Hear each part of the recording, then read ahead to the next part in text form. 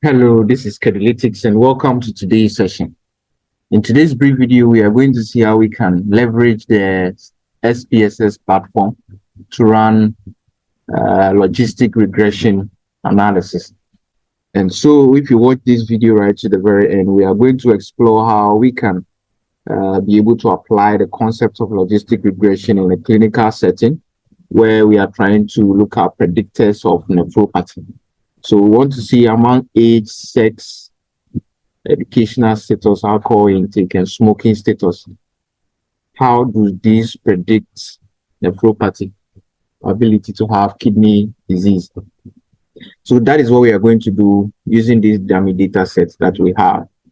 So to do that, we quickly go to Analyze. We'll click on Analyze, then we navigate to Regression, and then we come to Binary Logistic Regression. So it's a binary logistic regression because here the variable or the outcome variable of interest in nephropathy has a dichotomous categories, that is either having nephropathy or not. So it's just two, and that is why it's a binary logistic regression. So we'll click here, we have a drop down where we are supposed to select our dependent variable and covariates.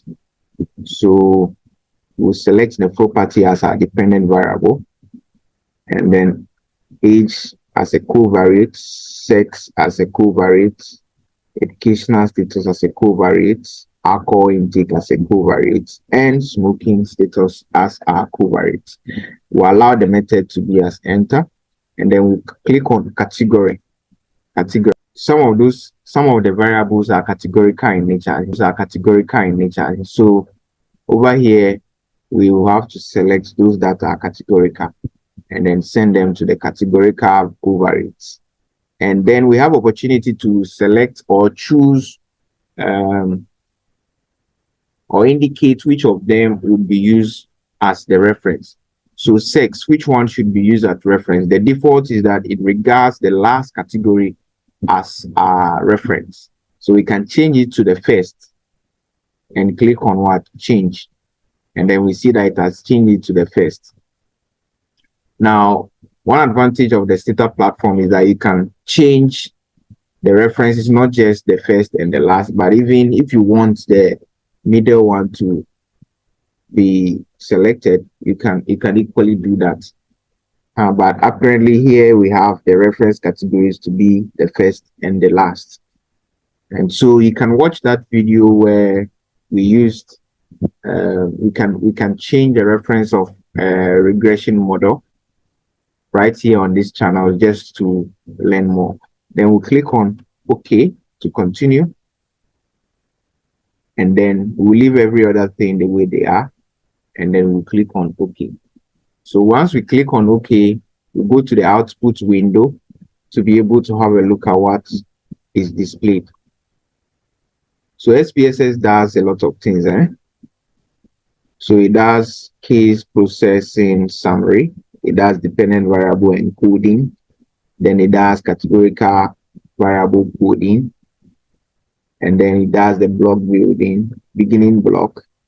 Then variables in equation. Then variables not in equation. Then it comes to the method enter, model summary, classification table.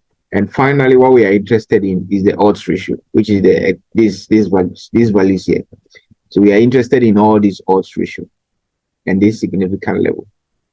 And then, yes, so this and these are most important things that we need from this analysis. So this is the odds ratio.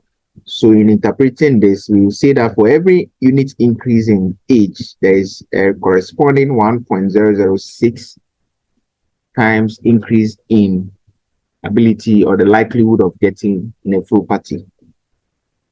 Now, the reference category we said is the first one, and the first category is males.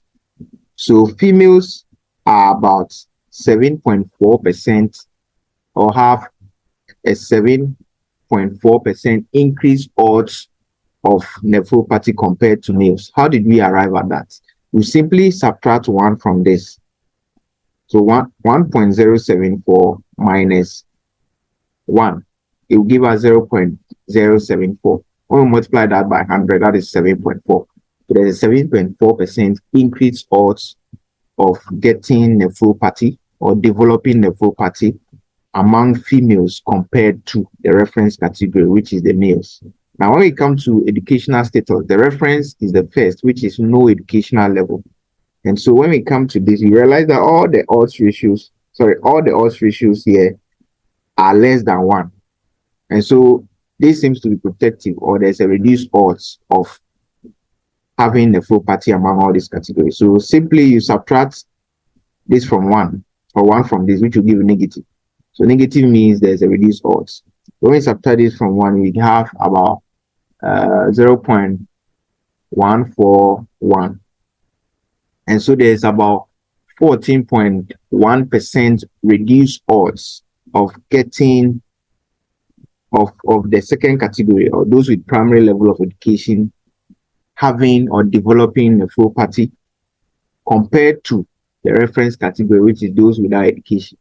So there is a 14.1% increased odds of developing nephropathy among those with primary level of education compared to those without any form of education.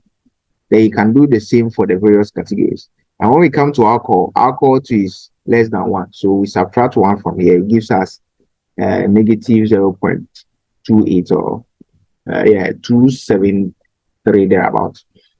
So it means that there is about 27.3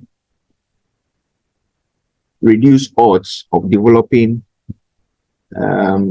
nephropathy among those who take alcohol compared to those who do not take alcohol. So it seems that alcohol intake is protective in this regard. Then how about smoking status?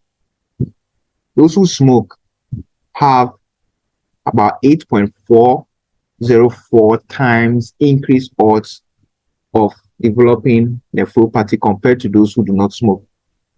And it's interesting that that is statistically significant. The rest are not statistically significant, telling us that the probability of those happening by chance is very high. And so this is very significant in terms of development of nephropathy. The smoking status, with regard to the data set we have at hand, is a very significant predictor of nephropathy among these subjects that the data was collected on. So basically, this is how you can be able to run logistic regression analysis using the SPSS platform, and how you can be able to identify the odds ratio and make meaning out of it in relation to the variables you have. If you find this content useful, we encourage you to like the video, we encourage you to share, subscribe if you are new, turn on the push notification bell so you are always notified whenever a new video is released.